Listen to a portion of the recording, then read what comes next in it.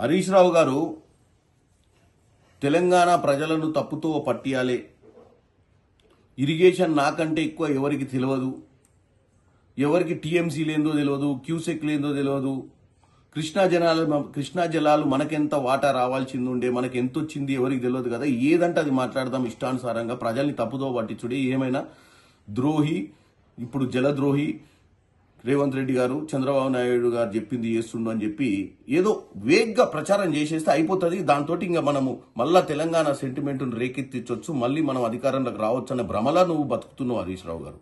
నేను రెండే ముక్కలలో చెప్తా, మీకు ఏ రోజు కూడా కృష్ణా జలాల పైన కానీ దక్షిణ తెలంగాణ మీద కానీ ప్రేమ లేదు. కాంగ్రెస్ హయాంలో రాజశేఖర రెడ్డి గారు ఉన్నప్పుడు తీసుకున్నటువంటి ప్రాజెక్టులను దక్షిణ తెలంగాణ కృష్ణా జలాల మీద కంప్లీట్ చేయాలన్న ఆలోచన లేదు.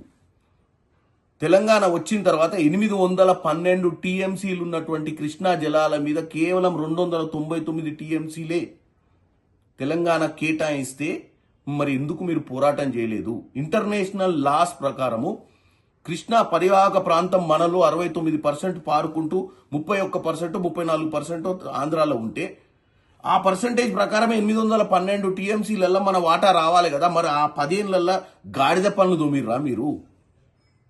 పోనీ 299 టీఎంసీలే కేటాయిస్తే కృష్ణా జలాల మీద మీరు ఈ ప్రాజెక్టులను కంప్లీట్ చేయకుండా, ఎందుకంటే అవి కంప్లీట్ చేస్తే కమిషన్లు రావు, పాత కాంట్రాక్టర్లే ఉంటారని చెప్పి కొత్తగా తుమ్మిడట్టి దగ్గర కూడా గోదావరిలో కాదని కాళేశ్వరంలో గట్టి కొత్త ప్రాజెక్ట్ 1,00,000 కోట్ల పైచీలు ఖర్చు పెట్టింది కేవలం కమిషన్ల కోసమే కదా.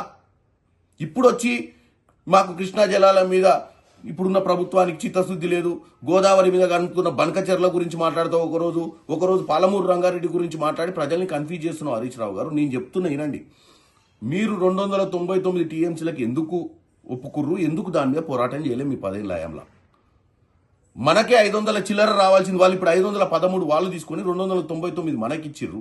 రివర్స్ మనకు రావాలి 513 ఇంటర్నేషనల్ వాటర్ లాస్ ప్రకారం. కానీ మీరు ఈ రోజు పోరాటం చేయలేదు.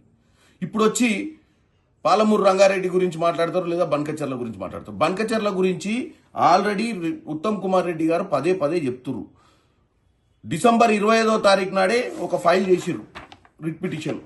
ఇది కూడా చర్చకు ఎప్పుడొస్తుంది? సుప్రీంకోర్టులో సోమవారం 5వ తారీఖు నాడు చర్చ కూడా ఉంది. కానీ మీరు ఏమంటారు? వీళ్ళకి బనకచెర్ల మీద చిత్తశుద్ధి లేదు. ఆ రేవంత్ రెడ్డి గారు చంద్రబాబు నాయుడు గారి మాటలు విని చంద్రబాబు నాయుడు గారికి వాళ్ళ గురువు గారికి ఏదో చేస్తుండని చెప్పి ఉట్టిగా సెంటిమెంట్ రేకెత్తిచ్చినట్టు మాట్లాడుతున్నావు. ఎందుకంటే తెలంగాణ సెంటిమెంట్ తోటి మళ్ళీ అధికారంలోకి రావాలంటే ఇదే నీళ్ల గురించి మాట్లాడి ఇదివరకు మీ మామ అధికారంలోకి వచ్చిండు, నీళ్లను మొత్తం ఏం చేసిండు మనకు అర్థమైపోయింది. కాళేశ్వరం గట్టి కమిషన్లు దండుకుండు, నీళ్లు నిధులు నియామకాలను ఏ తుంగలోకి దొక్కిన మీరు మళ్ళా ఇప్పుడు వచ్చి తెలంగాణ ప్రజల్ని తప్పుతో పట్టిస్తారు. ఎవరు పోయి రాయలసీమకు పోయి రాయలసీమను రత్నాల సీమ చేస్తా అన్నది ఎవడు పోయిండు? బేసిజాలొద్దు, బేసిన్లొద్దు, బేసిజాలొద్దు, 3000 టీఎంసీలు గోదావరి నీళ్ళు పోయి సముద్రంలో కలుస్తుంది అన్నది మీ మామగారు కాదా? ఇలా బనకచెర్ల గురించి నువ్వు మాట్లాడుతున్నావు, దానికి ఆద్యం పోసిందే మీ మామ.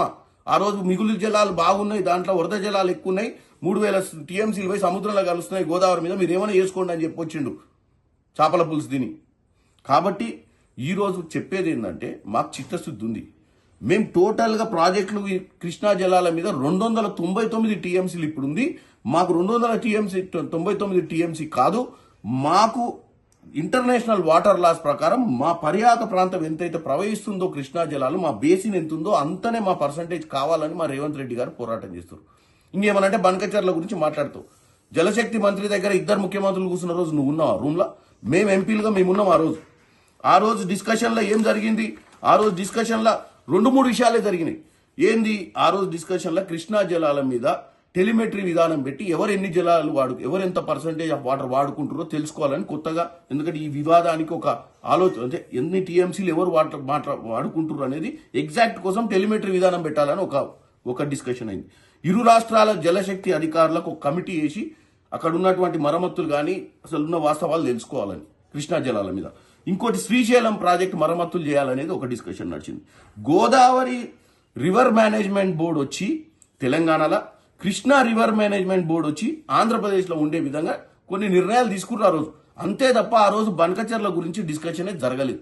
కానీ నువ్వు ఎప్పటికప్పుడు ఈ విషయం ఈ రోజు కాదు, ఈ విషయం ఆ రోజు ముఖ్యమంత్రి గారు చెప్పిర్రు, ఇరిగేషన్ శాఖ మంత్రి ఉత్తమ్ కుమార్ రెడ్డి గారు కూడా చెప్పారు. కానీ పదే వచ్చి బనకచెర్లను తీసుకొచ్చి తెలంగాణ సెంటిమెంట్ కాకెత్తనికే రేవంత్ రెడ్డి గారికి చంద్రబాబు సంబంధాన్ని అంటగట్టుడు, లేదా మా ఇరిగేషన్ మంత్రిని ఎప్పటికప్పుడు పాలమూరు రంగారెడ్డి విషయంలో కానీ ఇంకే విషయాలలోనూ తెలంగాణ ప్రజలకు ఏం తెలియదని తప్పుడు ప్రచారం చేస్తున్నావు.